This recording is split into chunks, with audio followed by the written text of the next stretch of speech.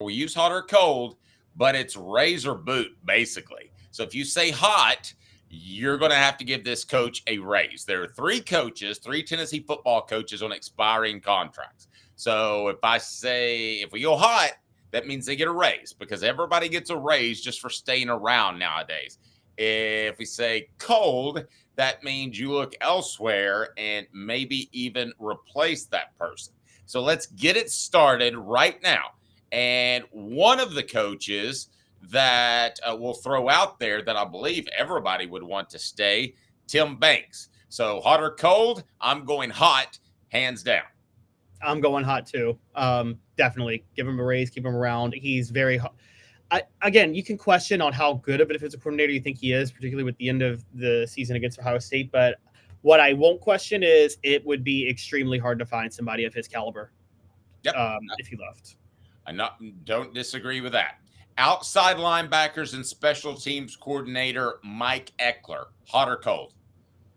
Hot. Way too much energy to let go. The return game has been pretty solid, and the outside linebackers, the edge rushers. I mean, I know you were critical of them this year in the way that they use the edge rushers, but I still think he's, Byron Young's in the NFL. James Pierce is going to the NFL, so I can't sit there and say cold. I'm going to go hot with Mike Eckler. Well, I don't really think he's in charge of the edge rushers. I consider it outside linebackers edge rushers. I mean, do they really have a position coach just for the outside linebackers when they have two linebackers on the field at a time? Yeah, I think those guys. I think those guys report to Garner. Yeah, I don't think Garner's teaching players to play back in space, and I don't think Eckler's teaching players that, rush the quarterback or stuff the run. So we're going to disagree on this a little bit. I know his energy and everybody likes him. It reminds me of Trooper Taylor, how everybody loved Trooper Taylor. But Trooper Taylor had a lot of substance to him. He had style, but not substance. Mike Eckler would not be a lock on this coaching staff because I haven't seen the special teams do much. I think they got lucky with Keenan Pili, who would have been very, very solid. Then they got unlucky because he got hurt twice. But Caleb, I'm going to go cold on this. I'm not necessarily showing him the door, but if I feel like there's somebody better out there, I'm not going to hesitate to make a move. Interesting. See, I still look at the special teams, and I think the special teams has been very solid for Tennessee. Solid. And you know what? We may be in this day and age where it's never fantastic because of all the rules. And you'll probably see a similar type of goofy kickoff return sort of thing like they do in the NFL eventually in college. Now, Willie Martinez, hot or cold?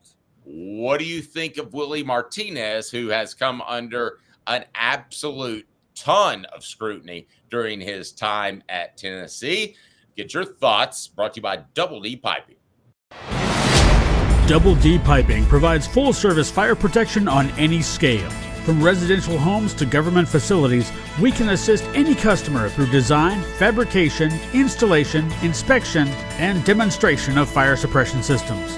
With 30 years of service across 5 states and a full staff with over 40 years experience, our quality can't be beaten. Don't get caught watching what you could have prevented.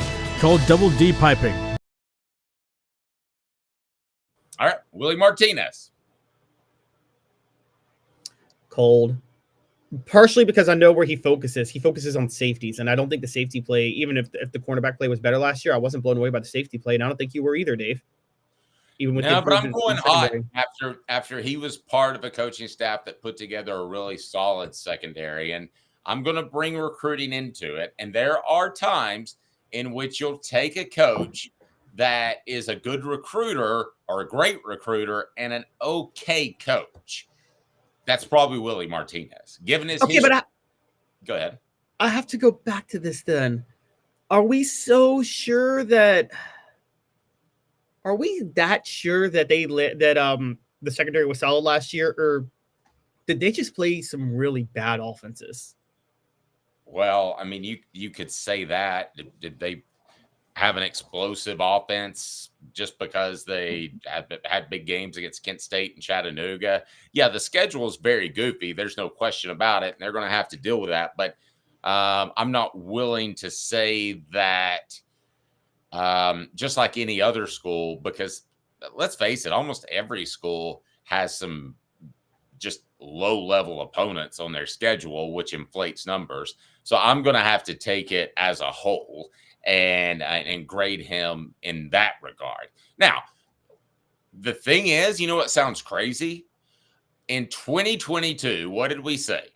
We said that Tennessee's offensive staff was very good and the defensive staff was questionable. That has completely flip-flopped in 2 years. I think you'll agree. Tennessee has a better defensive coaching staff than an offensive coaching staff. And I'm putting Josh Heupel on the offensive side.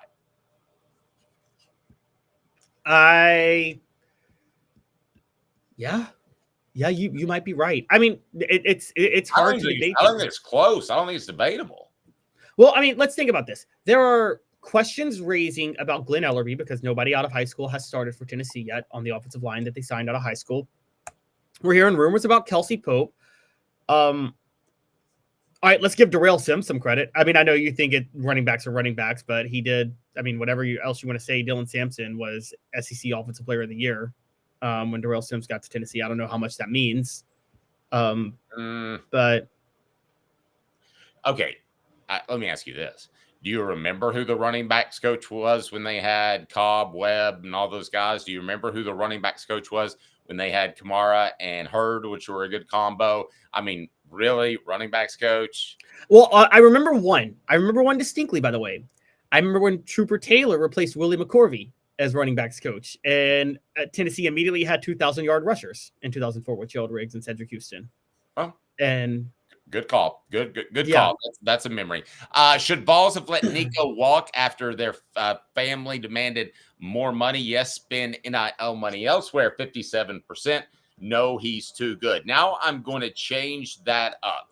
Should Vols make coaching changes? So if you were Josh Heupel, would you make a coaching change with your current staff, or are you good where you are? By the way, real quick correction. It's Woody McCorvey, not Willie McCorvey. I shouldn't have said that. I apologize for getting his name wrong. But correct. Okay, so you're asking if Josh Heupel should make a change with his staff. This goes back to our takes last week when we talked about it.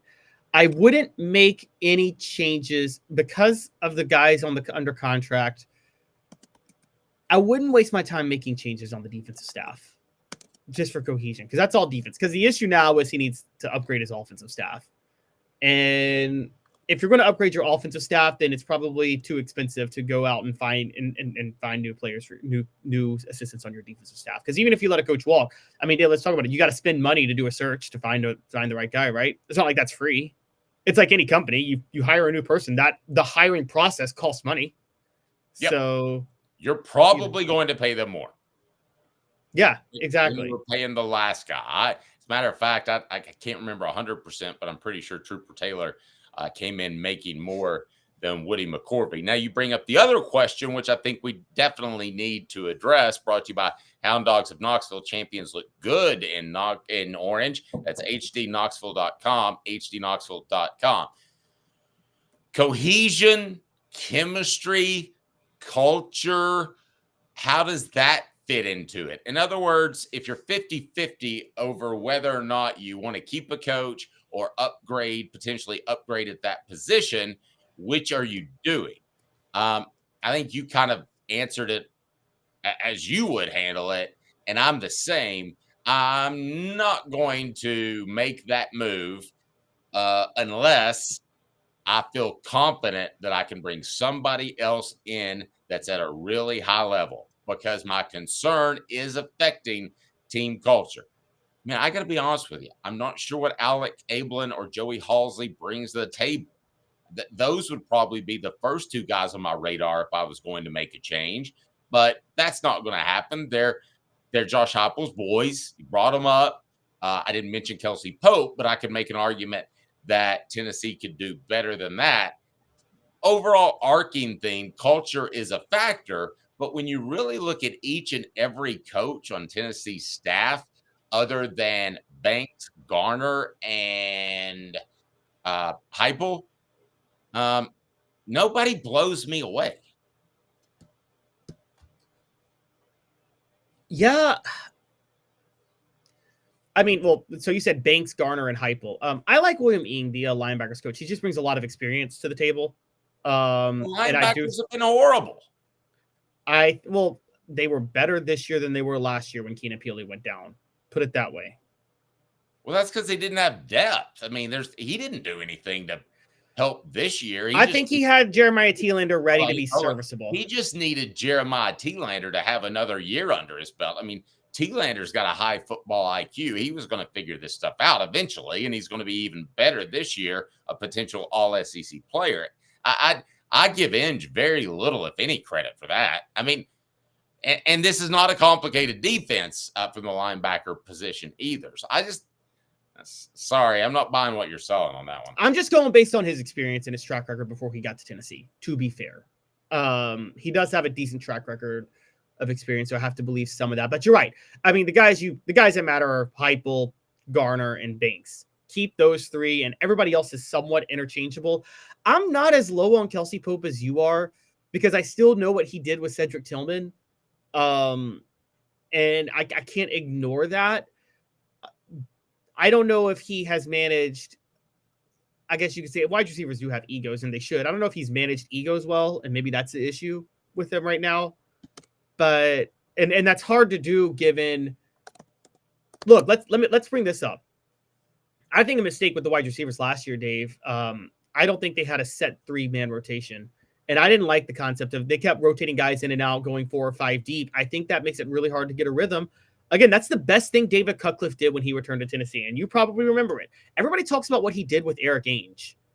I never looked at that in 2006. The thing that stood out to me was David Cutcliffe stepped in and said, Robert Meacham's our go-to receiver. Jason Swain's going to be our complimentary guy on the other side. And Brett Smith is our slot guy. That's it. That's as deep as we go. Because Randy Sanders was running 7 guys, it felt like, the year before in 2005. And nobody got in a rhythm.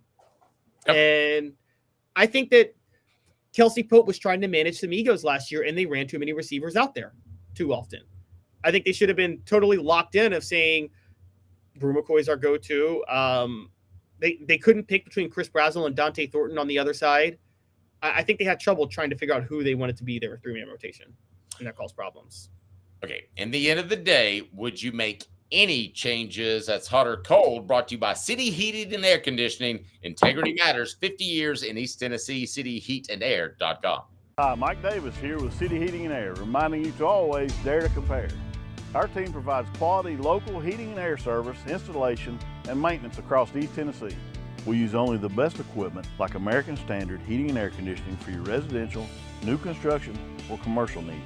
Honesty, dependability, and customer satisfaction have been the cornerstones of our business since 1961. City Heat and Air. All right, Caleb Calhoun, would you make any changes if you're Josh Heupel, yay or nay? Yeah, to my offensive coordinator. Sorry, I don't think Josh Heupel has another voice in the room, and it's hurting him. I think Josh Heupel's – let's call it what it is, man. Josh Heupel is a good coordinator. He's a good coach. Like a lot of coaches and a lot of people, he thinks he's smarter than he is, though. And he's a little bit of an egomaniacal in the sense if he thinks his way works no matter what, and he knows what he's doing. And again, I've told you guys the only coach I ever felt that was that way and that was right was Steve Spurrier, who actually did think I'm smarter than every other coach. It doesn't matter, and most of the time he was right. But most coaches are not that way, and I think Josh Heupel thinks way too highly of himself. I'm close on Martinez, but I wouldn't because of the recruiting ties, which from covering recruiting, I can tell you are very significant throughout the South. He's been an SEC coach a long time. So especially since Banks has tended to focus in his career on defensive backs, I would lean towards keeping Willie Martinez thanks to the recruiting ties. Now, with Eckler on the expiring contract, if I saw somebody out there I think would just be a massive upgrade, maybe, but no. Tim Banks is on an expiring contract. I'm definitely keeping him. The changes I would make, thank you, Timothy, for the super chat. That'll pay for Quincy Calhoun's college fund one day if Caleb doesn't gamble it away. We'll see. But here's what the bold question is. Should Vols make coaching changes? Fire Willie Martinez, fire Mike Eckler, fire both. Everyone stays. 47% of the vote. So you don't have as much of a problem as some people do with Tennessee, pardon me, and where they are with their entire coaching staff. So that surprises me a little bit that people wouldn't want to make a change. Now, I'm going to change it a little bit because now we've kind of flip-flopped this thing. And I'm just going to say, should Vols make offensive coaching changes? If you were Josh Heupel, what changes might you make? Because I can tell you he's not going to make any because he wants to be the cook in the kitchen, the only cook in the kitchen. So I can tell you it's not going to happen, but it's fair to talk about. So you're asking me what offense? Well, I was talking about the offensive changes earlier. That's why I said get rid of Joey Halzle. Okay, so you're not saying you would think about it. You would do it. I'd get rid of Joey Halzle. I don't even know if Joey Halzle's a bad coach. I just think there needs to be another mind in the room that's separate from Josh Heupel. And Josh Heupel has his own clone in the room right there, and I don't think that's helpful at all. It's kind of like, and you can look through history, the least successful presidential cabinets are typically ones where they bring all like-minded people into their cabinet and nobody in to challenge their worldview on anything. And it ends up costing them. And so it's kind of like when Nancy Reagan was the president and Ronald was in no shape to fight her on things. Which I think that was pretty much the case the last 2 years. Yeah, but Bush Sr. was also in the White House and he had a different perspective than the Reagans did. So but I get your point. Yeah, it's and many of the presidents, the most beloved presidents in American history are typically like if you look at them, you will always hear that there was somebody in their cabinet that was in their ear pushing them to go the certain way that everybody wanted them to go. I enjoyed it when we had President Cheney as well. Should the Vols make offensive coaching changes? Yes, Joey Halzle. Yes, Kelsey Pope. Both or neither.